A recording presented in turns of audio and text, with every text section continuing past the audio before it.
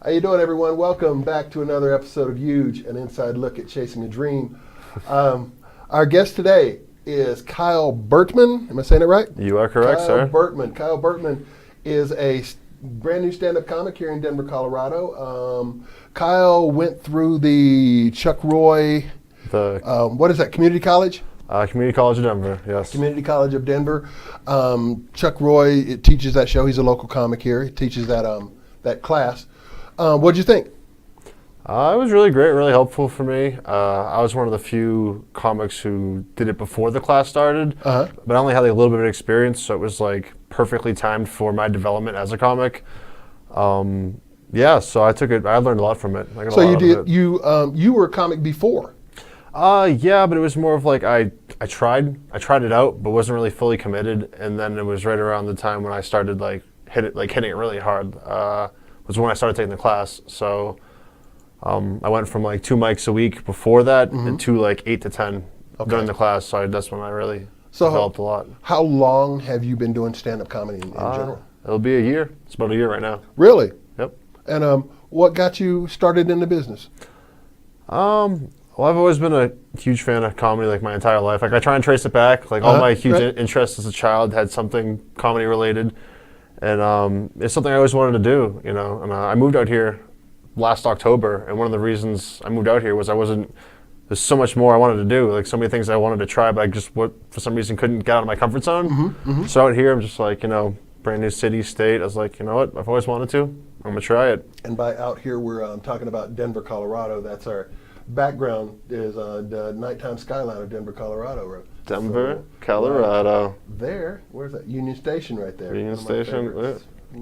There.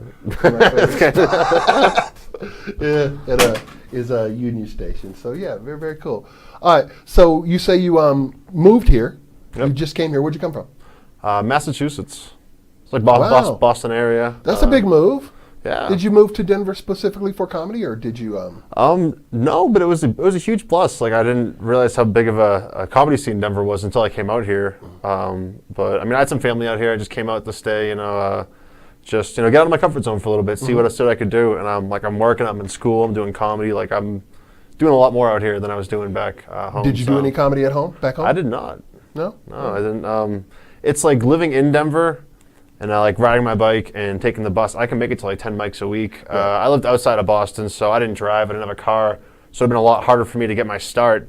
But then just Denver having 10 to 15 mics a week that you can like pretty much ride your bike to is a huge plus. That's the accessibility is part of the reason why I got started out here. Now Boston has a pretty good comedy scene. Yeah, they do. Yeah. Yeah, it's just unusual for people to be leaving Boston to come do comedy, So, but that we all take our own paths, right? Yeah, I mean, if I lived in Boston, it might have been a little different. But I lived like 45 minutes outside of Boston. And that's like driving. So, and I'm right around the corner from downtown, so I can like just get anywhere. Pretty much, it's nice. All right, cool. So, all right, you got into stand-up. How was that first show? I mean, what got you into stand-up? What was the when you like the first mic I ever did? What was the reason for the first time? Did you plan it? I mean, how did that happen for you? Well, I did. Well, my first time was at Scruffy Murphy's on Larimer. Okay. It's unfortunately not a mic anymore. It's not a mic anymore, but it Scruffy. was.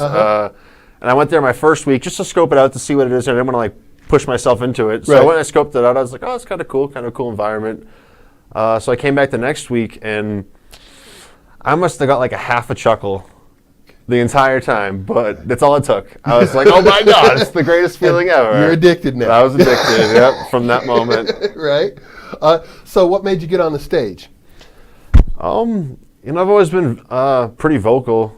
I feel like before it was more of like situationally funny, like making jokes with my friends or people who I was comfortable with enough to just like let loose. A lot of comedians were the funny guy in their crew. The funny guy, yeah. So I figured I'd take a microphone, but it's a different standpoint, because you don't really know, you don't know the audience. It's more like you kind of have to know yourself and convey yourself onto the audience. Not just like knowing yourself in front of people, just knowing yourself in any situation. Right. So it's also helped me figure out a lot more about myself. Yeah, the thing about being the funny guy in the crew is the crew knows your background. So definitely. It's all, all the references are already automatically there. Doing jokes in front of a crowd of people that don't know you, you pretty much have to bring your own reference points. You have to tell them who you are, where you're coming from, and then set up the jokes. Definitely. So yeah, that's a whole different thing than from being the friend, the funny guy in the group. Yeah. All right, so tell me about the goatee. I do get that a lot. It was about the goatee. This part. I love that. About 3 years ago, I was just like, you know what? It's like I knew it was coming. Like I wanted to grow an epic beard at one point in my life, and that's when the goatee started. And then it was like these and this has just been this past year, but it's just, I just let it grow, right. And then eventually it'll shape itself. Like I'll shave every week, every other week, and I'll just see something different I can do with it. And that's a nice trademark. I've not seen that on stage before. So I get a lot of Frank Zappa, so I just go with it. Yeah. Well, I guess that's my age bracket. Those people will die soon, so you don't have to worry about it. It'll be my beard one day. Yeah, exactly. You don't have to worry about that. It's going to be you. It's going to be the Kyle. It's not going to be the Frank. So. Looking forward to that day. So that's cool. All right. So you're in Denver. You've done your first show. Yep. Okay. You're looking around for doing other shows, and definitely. How do you stumble across the college class? I was actually in I had like an 8-year hiatus from school. When I was like 17 or 18, I took one college course, and I was just like, it's not for me right now, really. Right. So moving out here, going back to school, my first major I picked was a business major because I figured anything that makes money is a business. So it'd be a smart move to make, right? Right. So then I took a business course, took a public speaking course, which was part of it. And during my public speaking course, we had like a couple different occasion speeches, and one of them was a special occasion speech. So a lot of kids in my class chose something like cheesy, like their grandparents' 50th wedding anniversary, or something weird like a eulogy. Right. And then one of the options was a roast, and I was like, oh my god, I can do a roast. So I roasted the city of Denver, and I wrote this 7-minute speech. It was really cool. I actually still use a couple of the jokes I had in that. That was my first comedy written thing. And my class loved it. And one of the guys in my class was like, "Oh man!" He's like, because he was an acting major. He's like, "Dude, you should totally. It's a stand-up comedy course. You should definitely take it. You should." Oh, right on. So I looked it up, and sure enough, Chuck Roy. And next thing you know, you're there, huh? I am there. Oh, that's the wrong zoom. I'm zooming. Sorry, I'm zooming. No worries. So many buttons. I'm playing with the camera. I love this. I really do. We do a one-man operation here. It's just me running the whole thing. So, just so the people do know that, but just so you know. It's like that movie Click with Adam Sandler. You're just gonna push the rewind button. It's all right here. Boom. All of a sudden, I'm just gone. Poof of smoke. So that's that. We're gonna do. Wonder what that does. Stay there. Wait. Oh, I should have set that up earlier. That would have been a great shot. But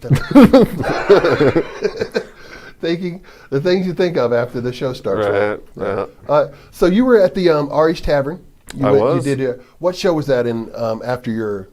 Because I saw you at the graduation show. Well, the graduation show, that was my first show, I guess, and then I saw Katya, who you interviewed last week. She was very funny. Check out the archives if you hadn't already. Look at the archives on it. Oh, by the way, subscribe to our YouTube channel while you're here. Go ahead and subscribe to our YouTube channel. So I need to say that. I should probably be on camera when I say that. Right. Let me see here. Hey, subscribe to our YouTube channel. All right, go. All right. So yeah. Yeah. So I saw Katya was on it. So I sent you an email or a Facebook message, I think, 'cause I couldn't find your email. And luckily, you had a cancellation the day of the show. Right. So you asked me, and I happened to be working in the morning, and I was like, yeah, I'm at that point where I want shows. Right. So it was cool that I didn't have to work and I could make it. So I went and checked it out, and that was a great show. I love the whole concept. First timers to showcasers, and you're definitely giving a lot of aspiring comics that needed chance to give them a good direction. I really think that one of the major problems with our business is that the new guys work Tuesday, Wednesday nights in bars that are empty. Yep. I think that you learn so much more in front of a crowd. Whether you're brand new, whether you're a veteran, you learn so much more in front of a crowd. And I've always thought I want to put new guys in front of a crowd. That's why I do the showcase on a Friday night, because it's easier to get people in the seats. And I want y'all to have an experience that you'll enjoy. So yeah. So thank you very much. I appreciate it. Oh yeah. I appreciate you. And I'm gonna my next show is the 16th, January 16th, coming up this Friday. I'll put in here right about there. There we go. Right about there, where you can. You're gonna put some right about there, where you could come see the show, and we got a bunch of new comics on there, so it's going to be fun. Okay. Cool. So what is your procedure in writing? How do you get your material? Where do you find it? It's almost like day-to-day conversations. It's when I'm not thinking about material that it just comes to me. Like if I'm hanging out with a group of people, or it's like being out social, I pick up on like maybe somebody like I'm just my head puns everything immediately. Like I'll hear something and my brain will think of every other possible way it could be interpreted. So like I'll just hear like an old phrase or an old something that is like just a clever pun in my mind. And then I'll write it down in my notebook, and then like I'll look at my notebook a couple times over the week, and it'll just develop it. The jokes like write themselves, but it's like that's always the first bit. It's a pun is like the first thing in my joke, and then right. It'll just like elaborate into something bigger that has more puns. But yeah, it's almost just subconsciously writing down something I think's funny, and then the more I look at it, the more the joke just like writes itself. So you're a punologist? Yeah, I'm a pun.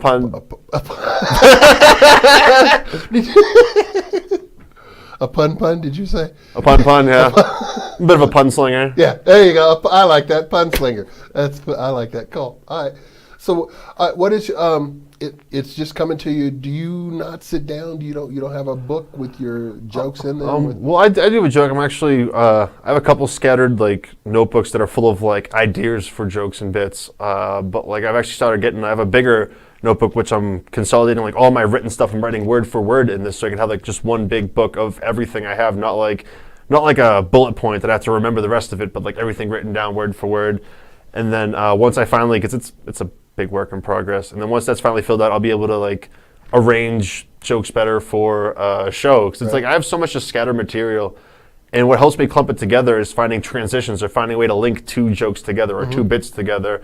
So I just have like a book full of like clean stuff, puns, dirty jokes, holiday jokes. Like it's all just like different categories, like food and stuff. So like the more organized I get, the bigger these bits will come together. Right.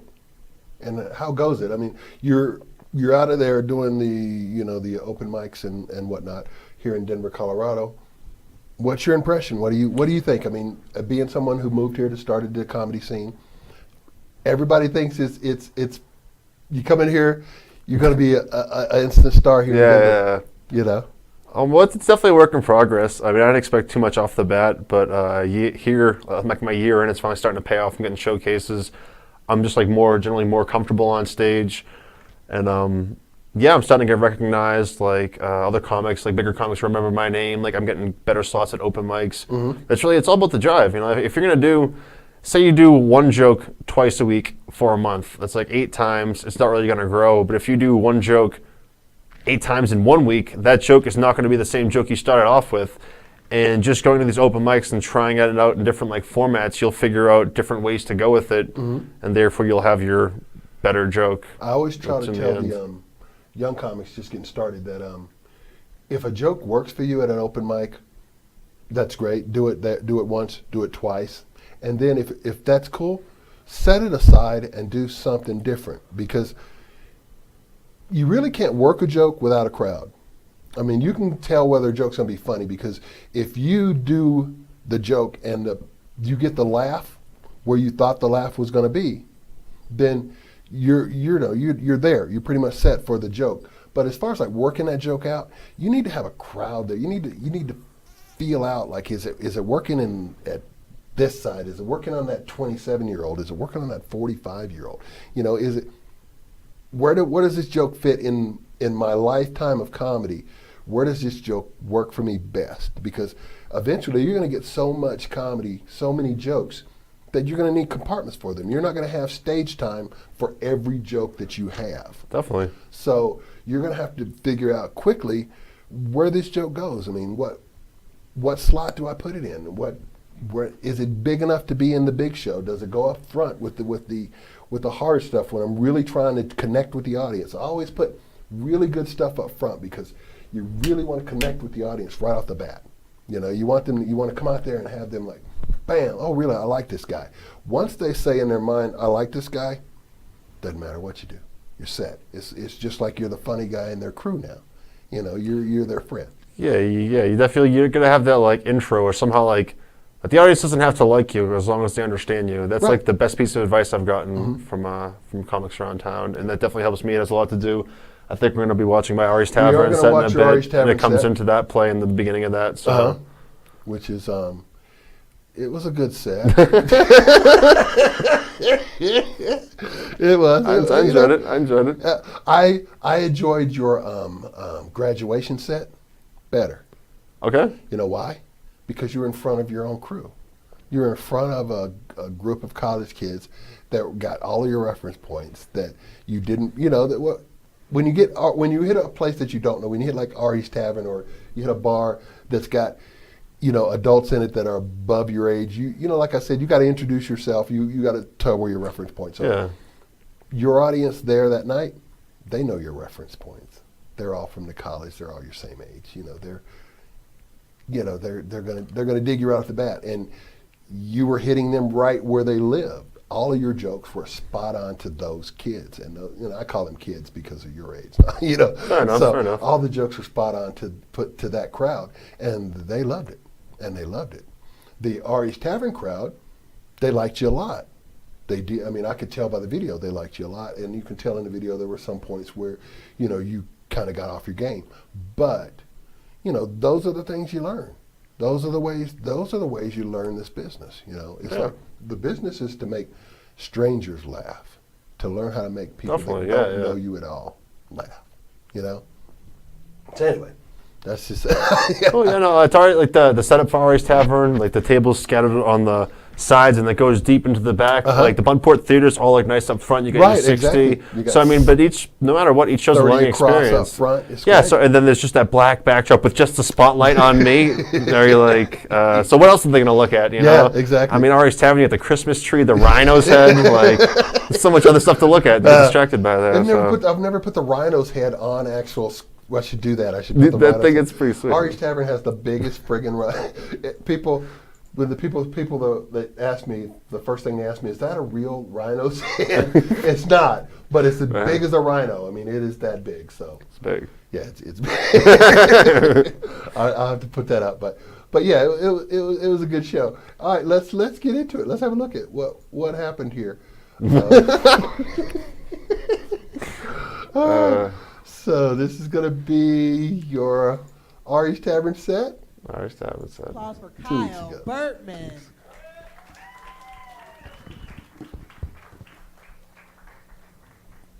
Now they can hear this right now, but we can't hear it. I didn't turn the speaker up. Let me step out of this frame here. Okay.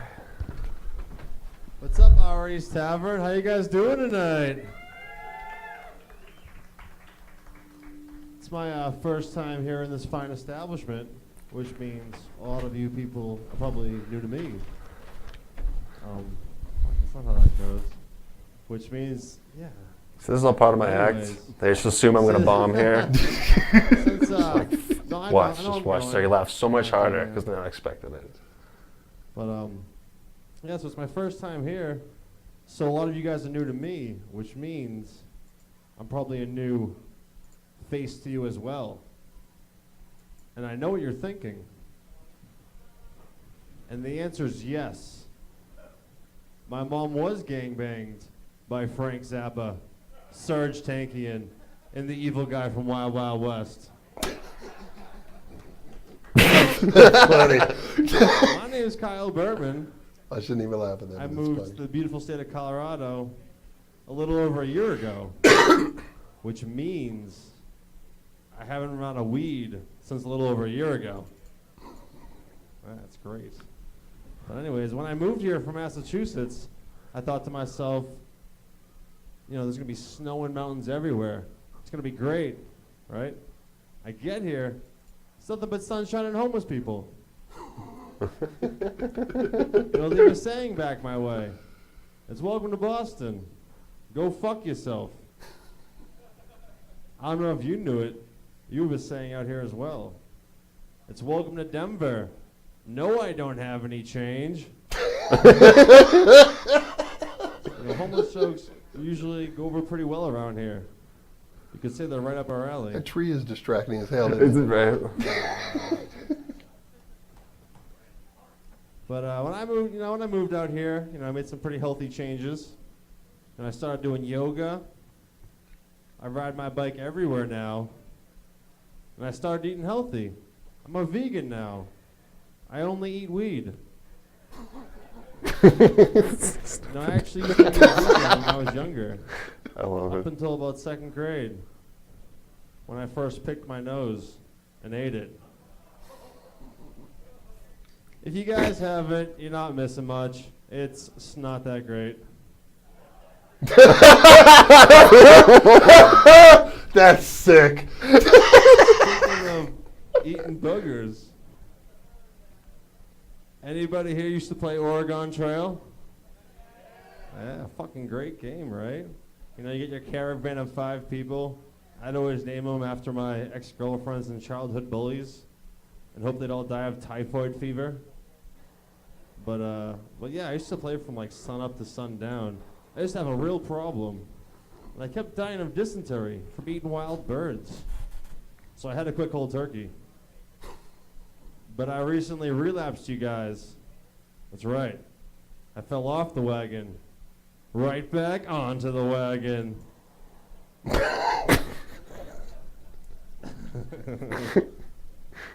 Okay. Switch it up a little bit. Shake that off. Shake it off, yeah. Cool jokes. Sometimes you gotta. Yeah. Maybe. So, any of you guys ever pick up any chicks at the bar? You, sir? You, sir? You guys? You just you just lay down a sweet line they can't resist. Like, girl, you look good. Won't you back that ass up? You's a fine motherfucker. Won't you back that ass up? I mean, hey, it worked for Juvenile in '99. Why not me tonight, ladies? But just in case calling women motherfuckers doesn't work, I came up with some pickup lines of my own. They're called cocaine. And they work every time. The funny thing about cocaine is the prefix co usually means you share something. Not the case with cocaine. More like nacho cane, am I right? But seriously, does anybody have any cocaine they want to share? Stingy fucks. Aren't we all? Aren't we all? But I actually lost a bag of cocaine last week, you guys. It's never. I wish I knew, But it's never fun losing something so expensive. Turns out, it was right under my nose the entire time. I mean, how many cocaine jokes? I love it. You gotta be a #1 fan. I love it. 3.5? Okay, I got a half of one left. Are all seats at Lindsay Lohan concerts in the nosebleeds? This is so stupid. That's my half.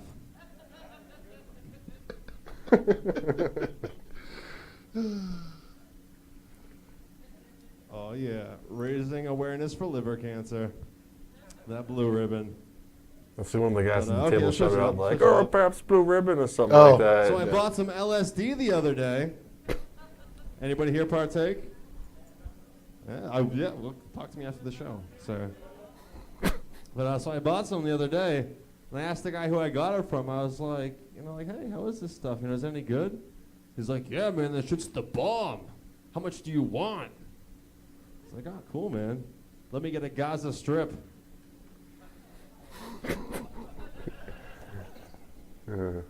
Sometimes I feel like the rapper Nas, except all I need is 200 mics.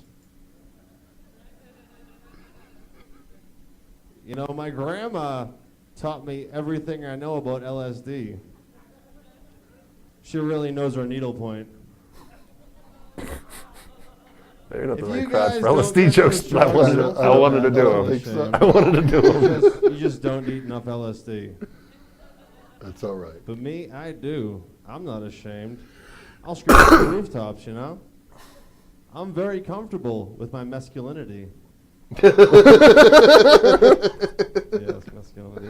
I said it. It happened. So any Kill Bill fans in the crowd?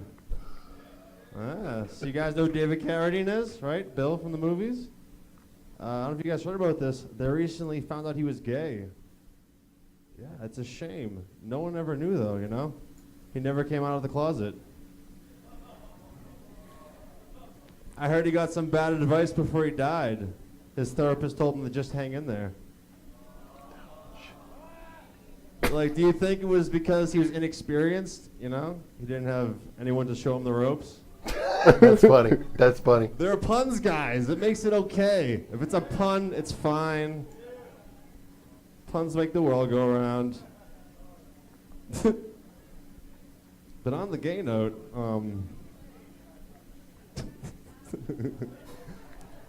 so you guys know how thinking here. they're trying to make Right. homosexuality That's a the gay more note. accepted thing in society? You know, it's working pretty well. It's pretty accepted these days, you know? And one of the ways they're going about this is they started rewriting children's books. And I don't know if you guys remember the story of the little monkey and the man in yellow. Well, they rewrote it. It's now called Bye, Curious George. Let's just say the man in yellow plays a lot bigger part. And there's way more bananas. Way more.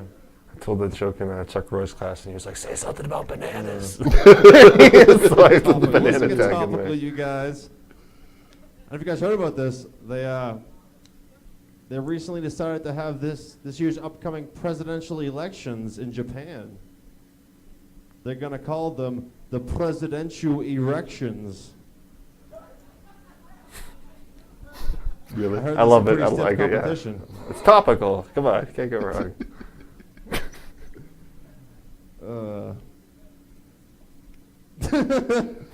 And that's why I should have been born, apparently. But so I don't know if you guys know about this. In Japan, they have an island completely inhabited by cats. They call it Cat Island. Also in Japan, they have an island completely inhabited by bunnies. Guess what it's called? Bunny Island. I know. Very creative. I don't know if you guys know about this. In China, they used to have an island called Dog Island That's the punchline. I until butchered that. about 40 years ago when the deep fryer was invented.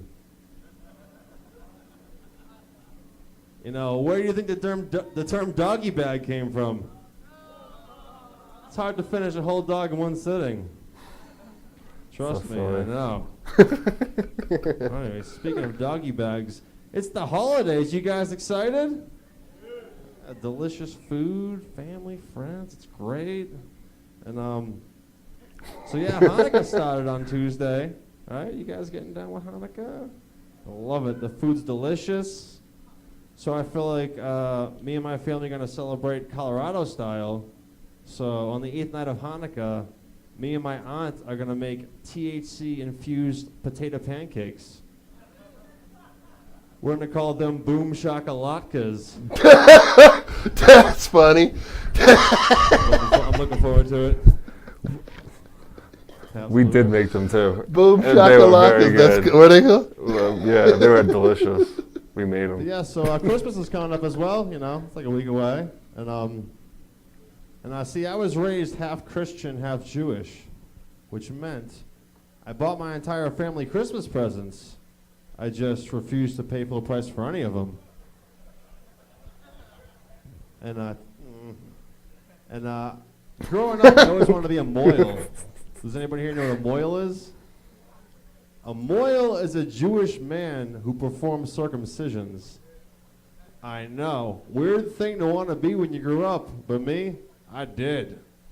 Went to school for it and everything. But I had to drop out, it wasn't working out. I just couldn't cut it.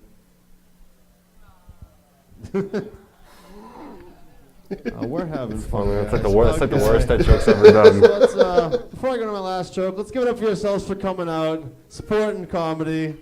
It's a beautiful thing. But it's not my normal steez, but I'm going to end on a story. If you guys want to hear a story, this guy doesn't spill anything and fucking take away from my attention. Okay. So a black man walks into a Best Buy, goes to the electronics department, asks the lady behind the counter, he's like, hey, I'm in the market for a stereo. Do you have any good recommendations? She's like, oh, no, I don't know. Let me go get my manager. Right? Goes and gets her manager. Comes back. The black man is gone. And so is the cash register. So the manager turns to the lady and he's like, oh, God damn it. This would have never happened if you knew your stereotypes. Hey, I didn't say it. You thought it. You guys are fucked. But I've been Kyle Burtman. You've been our East Tavern. Have a good night.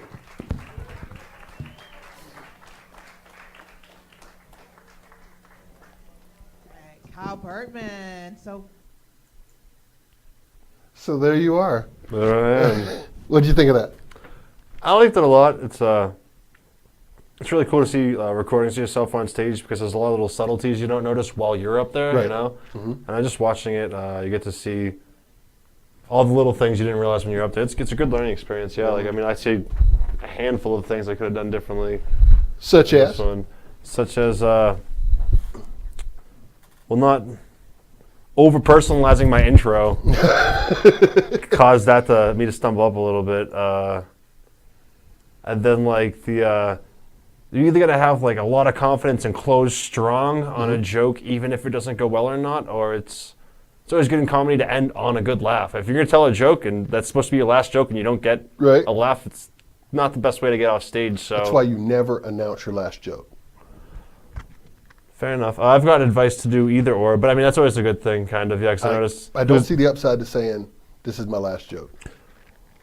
Fair enough. Do you have one? Do you know of an upside? Do I have what? Do you know of an upside to saying this is my last joke? Well, it helps keep the host, so they're not going to have to smoke a cigarette or going to the bathroom or something like that, so the host can jump back up, because you never don't want to have anybody on stage as well. Right, not your job. So, fair enough. Yeah, no, I see what you're saying. It was more for the host's sake, announcing your last joke, or... Yeah, it's tricky. I see what you're saying about not announcing it. Kind of dragging, the mic stand over, kind of signifies your last kind of bit anyways. Kind of. But I try to tell a lot of the young comics that, that's a common thing, that this is my last joke, or commenting on a joke that did not go well. Trying to make a funny tag on a failed joke. Sometimes, it works, but why? Why bother?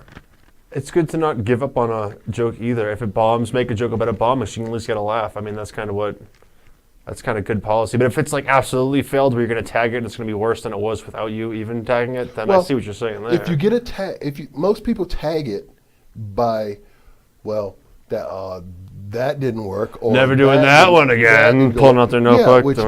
Something like that. I think that's kind of silly, yeah. Which means, you really actually didn't get a joke. You didn't get a laugh on your joke. You got a laugh on your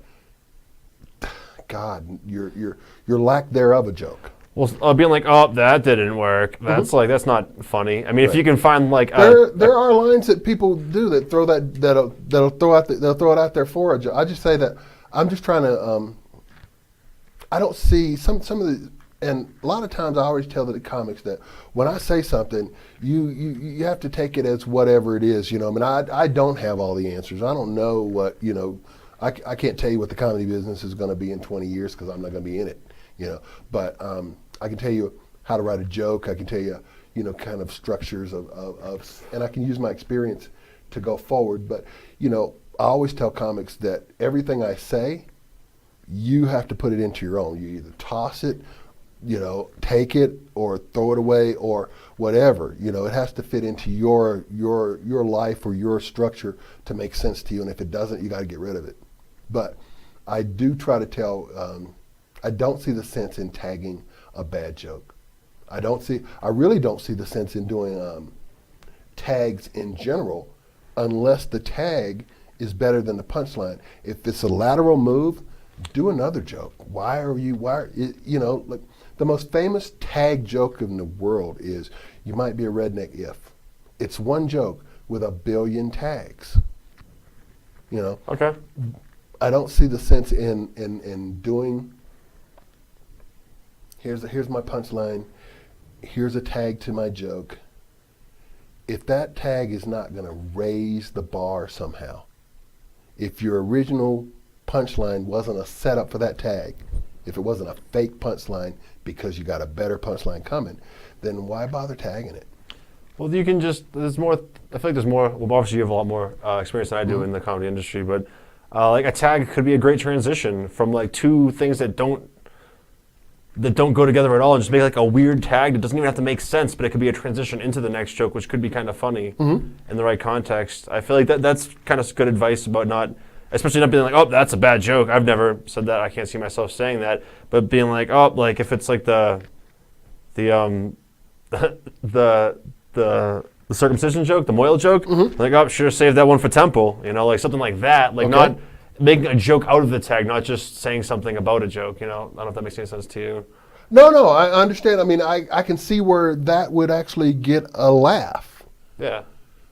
Doesn't make up for the fact that you didn't get the laugh the first time. I mean, so I'm just saying that it's not doing you any good, because you're not going to be able to do that joke again, not get a laugh, and then tag it with that tag. But like each stand-up, each show is supposed to be almost like an experience. You can't have, obviously, if it's not going to go the same way, so you can't have the same tag. But being able to, maybe not like having a tag prepared in your mind for the instance, but coming up with it on stage while it's happening makes your performance more authentic. So I feel like you can't come up with a tag on stage for that instance and then use it again in a completely different scenario. But I feel like it's good to like not even just go up there and like robot, just like, oh, this is my joke, punchline, but like have to be versatile, like play with the audience, like show them that like you're there, you're not just reading things that you've memorized or saying things you've memorized, actually trying to be yourself. So maybe that takes a couple weird tags that don't make sense, you've never done before, you'll never do again, but just to make that more of like a personal experience. 99% of all the comics you're going to see are exactly the opposite of what you just said. I mean, I can understand what you just said, but most comics do, here are my jokes that I memorized. I mean, I guess improv comics and they pretend to work off the top of their heads, but that's that's rehearsed. Comics, most comics work just like that. I mean, here are the jokes that I have prepared to do for you. When you get to a certain level, an audience doesn't expect you to participate with them. An audience expects you to entertain them. You can't go into a theater and start working the crowd. Definitely, yeah. So you have to rely on the jokes that you have written, the jokes that you have memorized, the jokes that you have, that you're tried and true. I do like to get out and playing and get on stage and seeing what happens and seeing what comes out, but that's a minor part of my hour, very minor. Most of my hour is, here are the jokes that you came to hear. It's just it's like what we do is just like a band. People don't want to see you like you two without seeing without hearing their hits, and people think that in the comedy business, to do your hits, comedians specifically think that in the comedy business, doing your hits makes you somehow a hack, or why is he doing that joke again, or and it's just the opposite. I mean, anything that you do professionally you'd better have practiced it. You better, if you're going to pay somebody, if somebody's going to pay $25 a seat to come see you do anything, you better be good at it. Definitely. Yeah, that's just me. that's just what I'm saying. Do you have a support structure for yourself? I mean, who backs you up here in town? I mean, it's Like comics wise? family wise. I mean, do you have family-wise, any crew here? I have I live with my aunt. Mm-hmm. Yeah, it's pretty much my only family out here. I live with her and her boyfriend. They're really good. They support me, and I know it's a weird thing for a family to be like to support a stand-up comedy career. Because my family back home, like my dad, my stepmom, are just like, you know what, Kyle, you need to have like a plan B, you know. And it's like, Yeah. what do you? Yeah. So it's funny, but no, my family here is really supportive. That's their job, though. So They need to set you up for it. It's their job to tell you need a plan B. Yeah. You know, that's what they all their life. That's, you know, you're their kid. I talked to my dad the other day, and he's just like, "Do you have a plan for college?" He's like, "Are you seeing like an academic advisor?" He's like, "Are you sitting down with somebody to look over your courses?" I'm like, Dad, no, Dad, I got this. And he's like, you know, Kyle, you need to like have like a degree in mind, or like he's all about the end goal, you know. And I'm just like, what's wrong with going to school to learn? You know, like, I mean, everything is in the same degree program, but I'm taking things that I find interesting. I want to learn more about, you know, and I feel like that's what school should be more about. I really agree with what you did to you know, to take some time off and then come back and have some experience and, you know, a little bit about what you're going to know, a little bit about the world. I think that the stupidest thing you can do is to look at an 18-year-old, 19-year-old and say, hey, what do you want to do for the rest of your life? Right. Definitely. And they've done nothing. So that's why they all go, you know, fireman or, you know, botanist or, you know, all those gigs, because there's nothing else. It's just, I read that would be fun. Yeah. You shouldn't have someone base their life on, I read that would be fun. A lot of kids at that age don't want to be in school. Like, I love it. I can't wait to go back in 2 weeks. I actually want to be there. It makes a huge difference out of like what I take away from the experience. Right. Yeah. How old are you? 27. Nice. So you're there. You're I'm there. If not getting there, I'm pretty close. That's kind of cool. So where do you see yourself? Let's say you know, you don't get the day job, everything continues on. Let's look 5 years. Where do you want to be?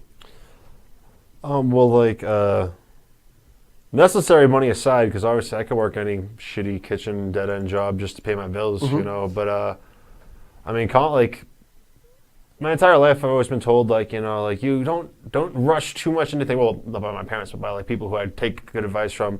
Like, don't rush too far into anything. You know, like, it'll like you'll figure out what you want to do with your life. It'll just dawn upon you. Like, it'll happen one day. Don't wait too long, but don't rush into anything.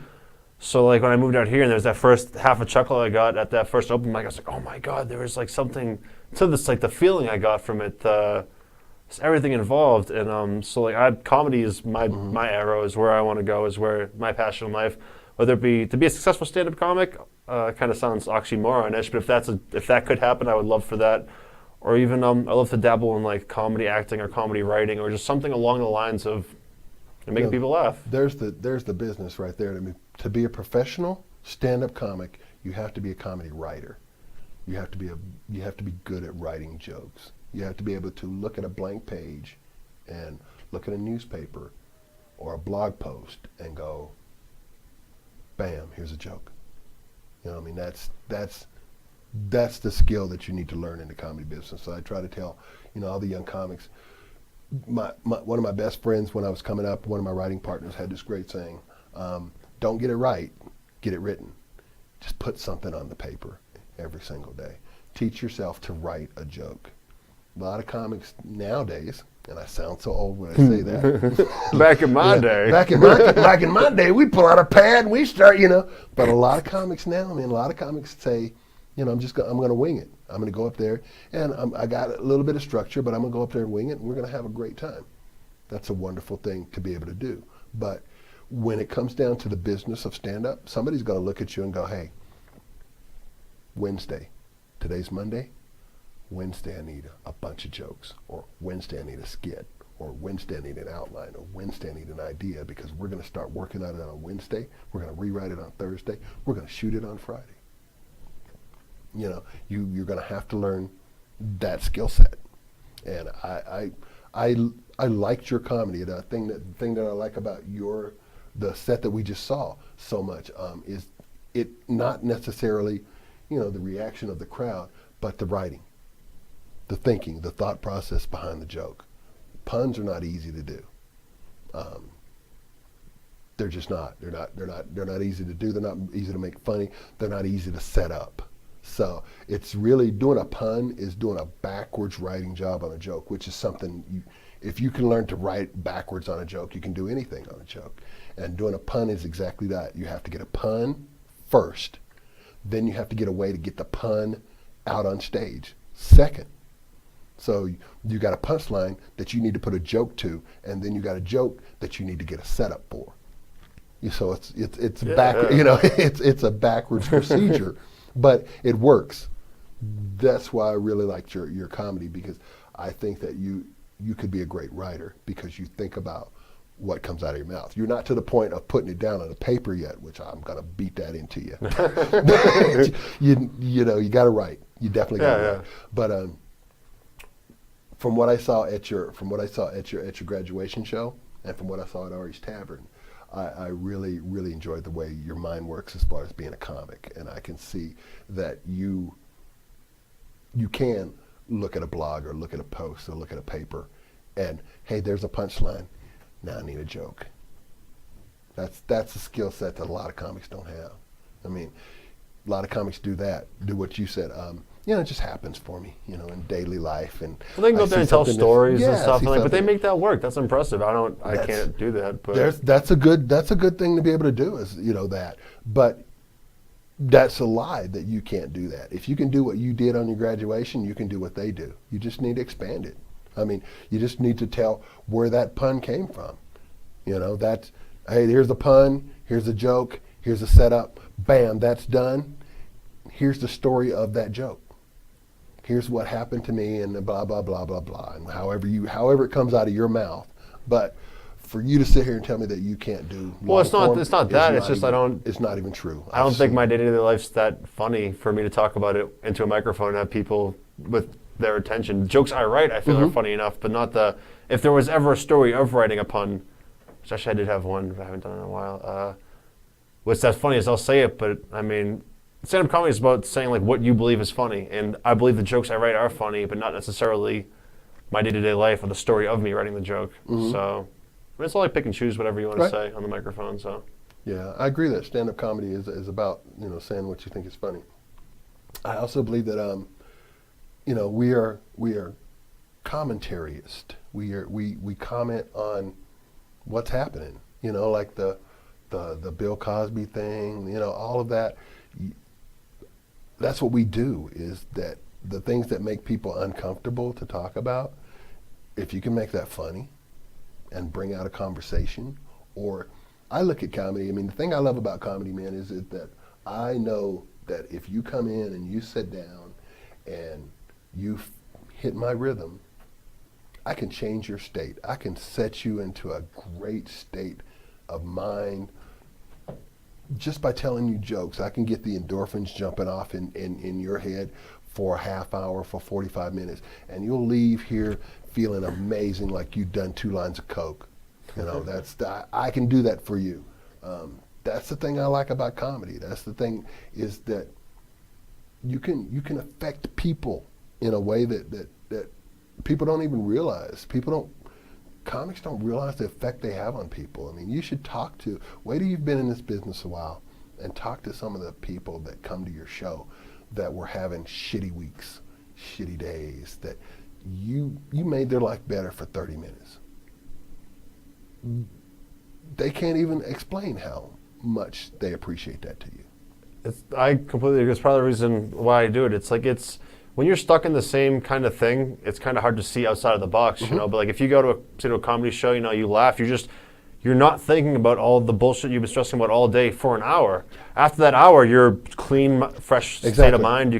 Things just seem more possible. Better. Yeah. I think I agree. I agree 100% with that, and I think that you got that going on.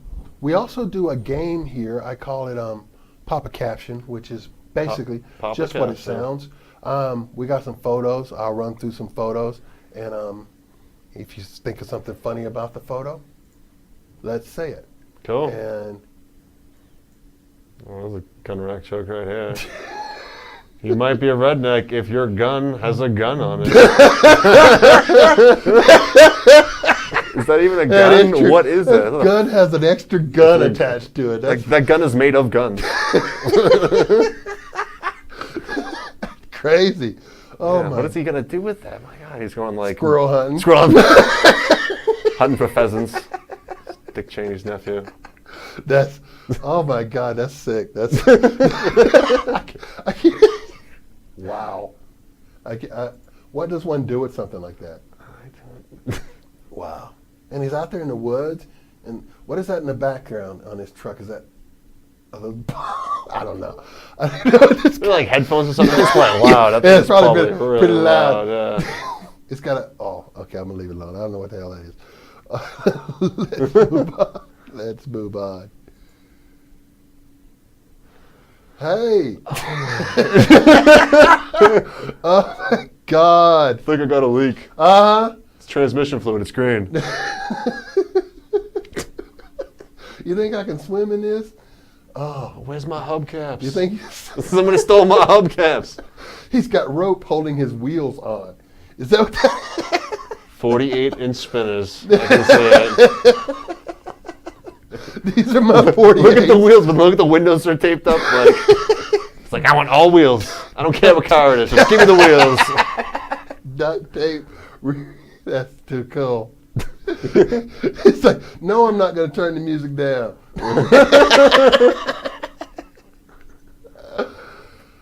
All right, that's a bunch of chickens. I got nothing for the bunch of chickens. I feel like there's a really bad like cross the road joke somewhere. Somewhere. in there. Why they- didn't why chicken didn't cross they? the road? Because it was in this big fucking pen. I don't know what is. And they're all like kind of clean, normal-looking chickens. Besides, they're in a fucking like factory. I mean, Wait, are those turkeys? are they turkeys? I don't know. Are Are there white turkeys? I don't know. Some They're kind all- of they're- some kind of pheasant. They're I white don't know. turkeys. They're white. They're white, White turkeys. They're smaller than the black turkeys. Sorry, that's an easy joke. Sorry about that, guys. That was just me. All right, what's next? All right, just relax and try to take it. Cowboy. Nothing like hog tying things at night. Like, what is? You're gonna like this. You're gonna It's like. like parks his Ford F-350 behind him. He's like, I need better lighting. So like shadow puppets, ghost stories. Who knows? What the hell is this? Are these guys? The highest game of patty cake ever. Oh yeah, we did it. That's right. Oh. We jumped off of here. I mean, I've been pretty high playing patty cake, Oh but my not God, that high. that's crazy. That's a crazy game, patty cake. You might be a redneck. There's a theme running through. This is where the guy stashes the big gun from earlier. He gets a dog in the mailbox that jumps out and chases the mailman. I couldn't put mail in that box. I couldn't do it. I just no, thank you. I'd have to stand up to the side every time I opened that Right. thing. Yes. I don't know what's going on here. These are people hanging on But a zip I line am- sleeping. Are you in That something is like that? no, but that looks amazing. Like Would maybe you do it'll that? yeah, Jesus Christ. I would like that's No. like how No. how high are people when they think of stuff like this? They're just like, first, well, I will take a grappling hook, we'll throw it across, right? It's only like 200 yards. It'd be fine. And then We we'll can hang from it. sleep halfway between that thing. It's Teflon. It can support a family. That's ridiculous. I couldn't do that. I'm sorry. Is that a sickle? Where's the Halloween celebration? Did we miss the Halloween celebration? That is a sickle. That is a sickle, right? sickle? I mean, I'm looking like Mardi Gras or Yes, Halloween schedule or something. something Halloween-y. Bony people. I got nothing. You got anything? It's, oh It's the new season of Ally McBeal. That is so horrible and outdated.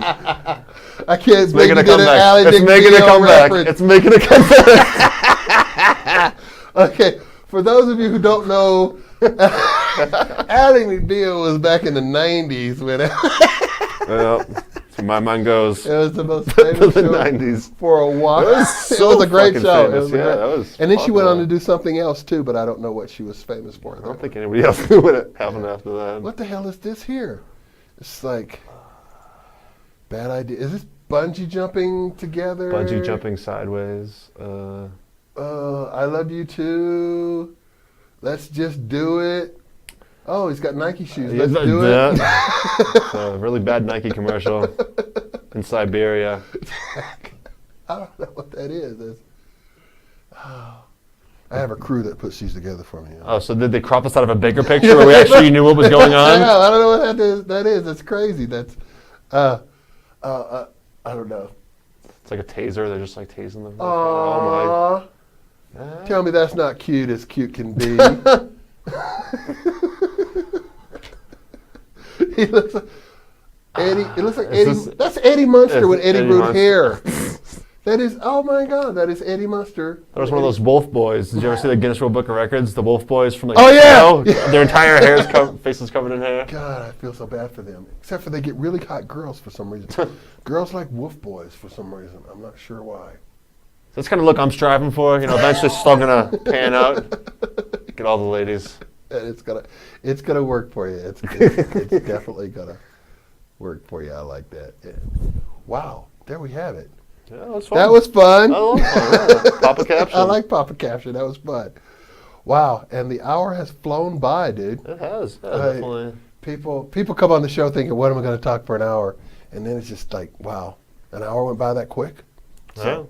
But yeah, I wanted to say thank you very much for doing the show.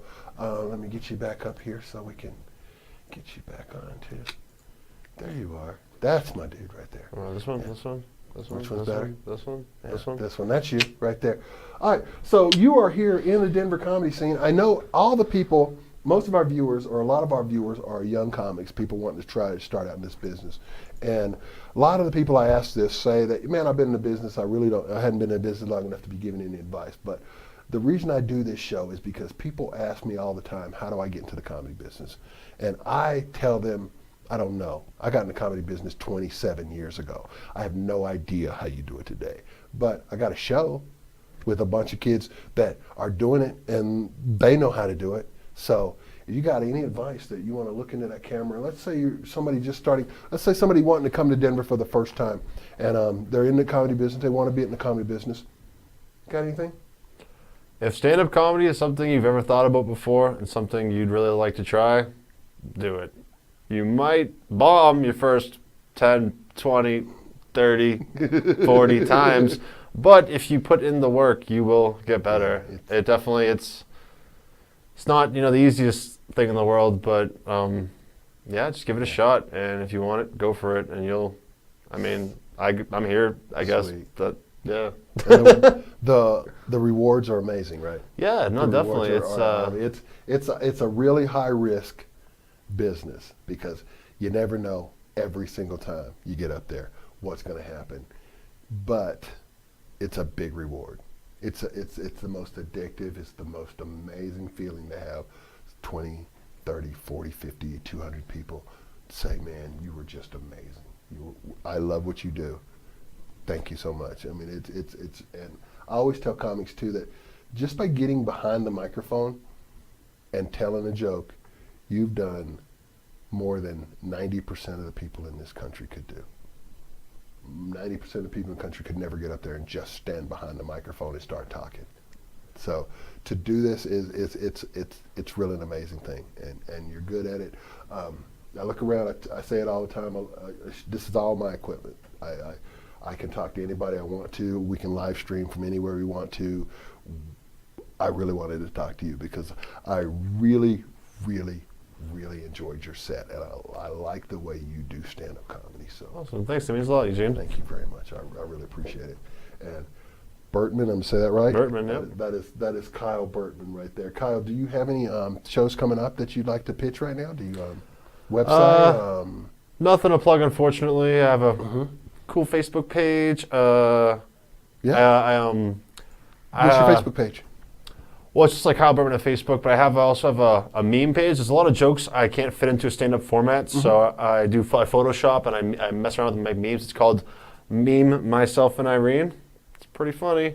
Check it out. Meme Myself and Irene. Yeah, like the pun on the movie. Right, exactly. I like that. That's I like it. that. That's really cool. And we'll put your finger up right there, Kyle. I'll put you right there. It's going to say Meme Myself and Irene right there. So you won't be able to click on it, but you'll be able to remember it and go to his Facebook page. And please like our Facebook page.